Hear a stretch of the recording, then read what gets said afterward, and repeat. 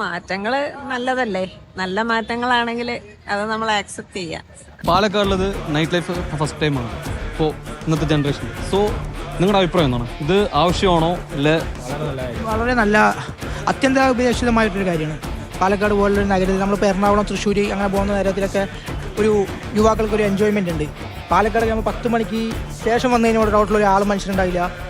അതായത് ഒരു സേഫ്റ്റിയുടെ ഭാഗം കൂടിയാണ് ആക്ച്വലി. എന്താ വെച്ചാൽ പുറത്തിറങ്ങുന്നത് അല്ലെങ്കിൽ 9 മണി 10 മണി കഴിഞ്ഞാൽ എല്ലാം ക്ലോസ് ആണ്. എല്ലാം ക്ലോസ് ആയി വീട്ടിൽ പോയി കഴിഞ്ഞാൽ അതിലൊരു സേഫ്റ്റിൻ്റെ ഒരു ഇതില്ല. എന്തെങ്കിലും അപ്പോൾ പാലക്കാട് ഓൾറെഡി എല്ലാവരും പറയുന്ന പോലെ ഈ കോഴിക്കോടും കൊച്ചിയൊക്കെ ഉള്ള പോലെ പാലക്കാട് വേണമെന്ന് പറഞ്ഞായിരുന്നു. ഞങ്ങൾ കൊല്ലംകാരാ, അപ്പം ഞങ്ങൾക്ക് അങ്ങനെ പ്രത്യേകിച്ച് പോകേണ്ട സ്ഥലങ്ങളൊന്നുമില്ല.